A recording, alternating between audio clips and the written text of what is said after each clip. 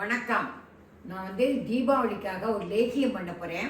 அதை ஒவ்வொரு ஊர்லேயும் ஒவ்வொரு மாதிரி தஞ்சாவூரில் ஒரு சைடு பண்ணுவாள், திருநெல்வேலியில் ஒரு மாதிரி பண்ணுவாள். நான் திருநெல்வேலியில் உள்ள மாதிரி இஞ்சி லேகியம்னு நாங்கள் அதை சொல்லுவோம்.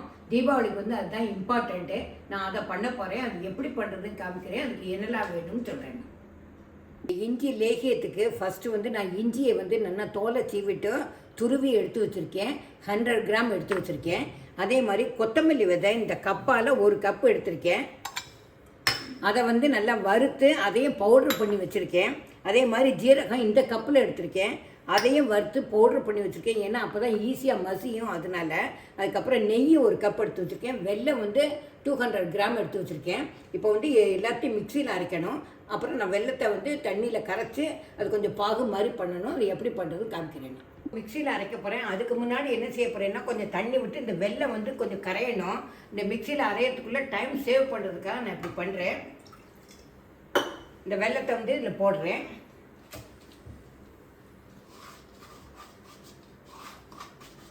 பவுடர் வெல்லம் கிடச்சது அதுவும் வாங்கியிருக்கேன். கட்டி வெல்லம் இருந்தது அதுவும் கொஞ்சம் போட்டு தான் நான் இது 200 கிராம் இருக்குது. இப்போ மிக்சியில் ஒன்றுன்னா போட்டு அரைக்க போகிறேன். ஃபஸ்ட்டு இஞ்சி, அதுக்கப்புறம் கொத்தமல்லி விதை, அதுக்கப்புறம் ஜீரகம். இதை கொஞ்சம் தண்ணி விட்டு அரைச்சிக்கணும்.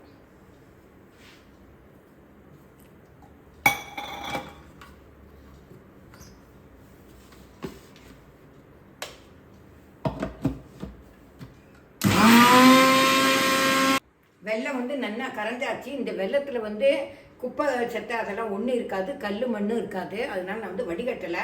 சப்போஸ் உங்களுக்கு வடிகட்டினா இப்போ இந்த ஸ்டேஜில் வடிகட்டி எடுத்துக்கலாம். இப்போ நான் இஞ்சி கொத்தமல்லி விதை ஜீரகம்லாம் நல்லா அரைச்சாச்சு. இதை இந்த வெல்லம் இருக்குது பற்றில அதில் நான் போட போகிறேன்.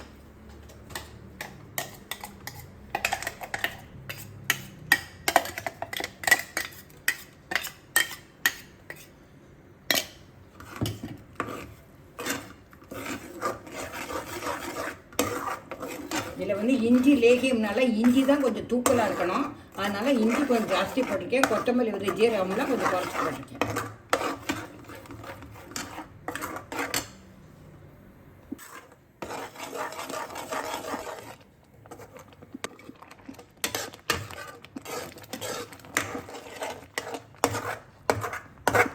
இஞ்சிலாம் நல்லா கெட்டியாக வரப்போகிறது. இந்த டயத்தில் கொஞ்சம் நெய் விடணும்.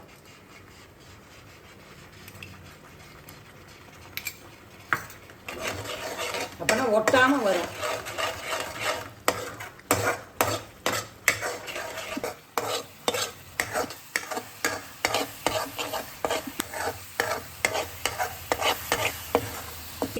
ரெடி, இஞ்சிலேயே ரெடி ஆகிட்டும். இந்த பாத்திரத்தில் ஒட்டாமல் வரணும். அதுதான் பக்குவம்.